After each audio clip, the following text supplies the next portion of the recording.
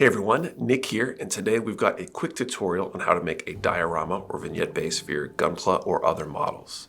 Adding a base can be transformative for your model, helping to give it context for the story it is trying to tell.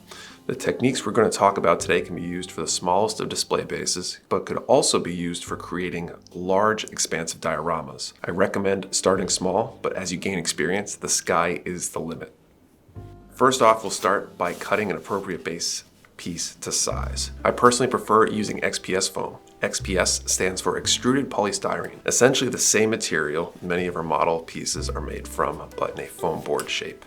This type of foam is typically used for insulation, so it can be found in various sizes, from the more common 4 foot by 8 foot sheets down to smaller project boards in the 2 foot by 2 foot range. Today we're using one of the smaller sheets, and you'll see that we could get a huge number of bases from this one project board. We can cut the XPS foam with a variety of methods, but the easiest is to just use a sharp knife. Cut slowly and carefully to avoid tearing rather than cutting. It might require multiple passes to get a clean cut, especially through a thicker sheet. We had a few minor issues with this in our attempts. Thankfully, we can more or less hide these issues later in the build process. Once we have an appropriately sized piece of foam cut and ready, the next step is to apply some sort of surface to the foam to give it a less even and more realistic shape. My go-to personally is a product called Sculptamold. Sculptamold is essentially a fibrous plaster mix that is activated when mixed with water. Mix 2 parts Sculptamold to 1 part water.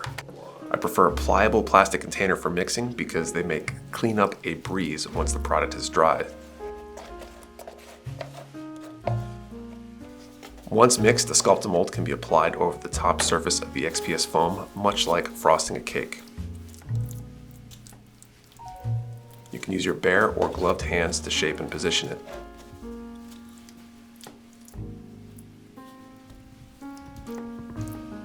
Continue to work and smooth the surface as it dries. I also applied some to the sides to help fill in any pulls and tears.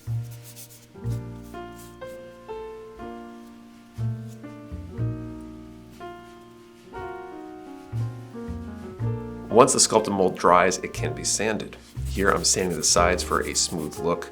Keep in mind that anytime you're sanding, you should consider PPE to avoid inhaling any particles you create as you sand. Next, we'll paint the surface.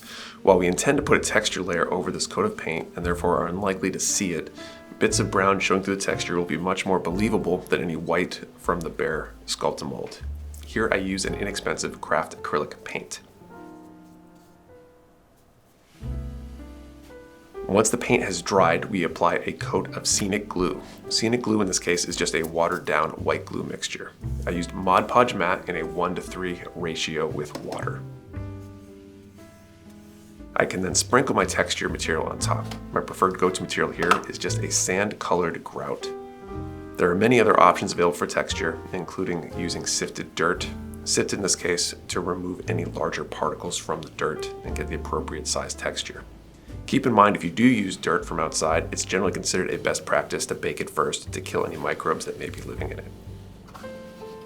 Once the texture has been sprinkled on, I spray over a coating of wet water, followed by more of the scenic glue mixture. Wet water is basically just water with a bit of soap mixed in to act as a surfactant. The result is that it is less inclined to beat up and cause clumps. This wetting agent helps the scenic glue penetrate the surface to secure the texture to the base. Hey guys, just want to jump in real quick. This video is brought to you by Mecha Warehouse, your source for your mecha modeling needs. Head over to mechawarehouse.com for kits, tools, and supplies. Now back to the video. Isopropyl alcohol can also work instead of the wet water. In an ideal world, your texture will stick perfectly and cover perfectly. In reality, you might need or want to touch up areas like we did. I simply sprinkle more grout over these areas and apply more wet water than scenic glue using an eyedropper, syringe, or pipette.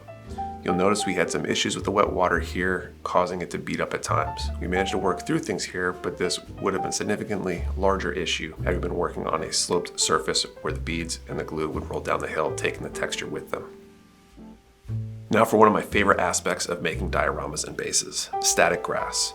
I would consider this step optional. We already have a convincing desert scene with just the dirt texture. Static grass can make things look even more realistic, but it does come at a bit of a cost as the required tools are a bit more expensive.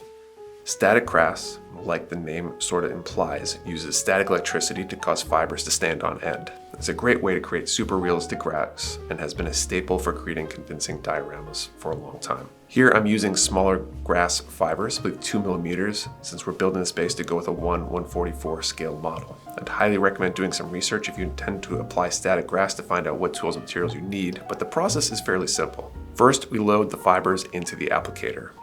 Next, we apply white glue, in this case Mod Podge Matte. I use a round brush to help create uneven edges to the grass patches for a more realistic look.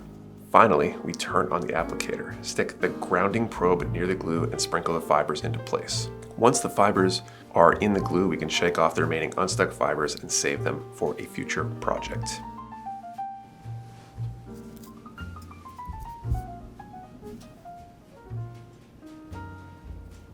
To finish things up, I like to paint the sides black to help frame the scene. Smooth, even sides painted this way helps to give the base and the build a cleaner look, and it can help to keep the viewer focused into the scene rather than be distracted by the edges.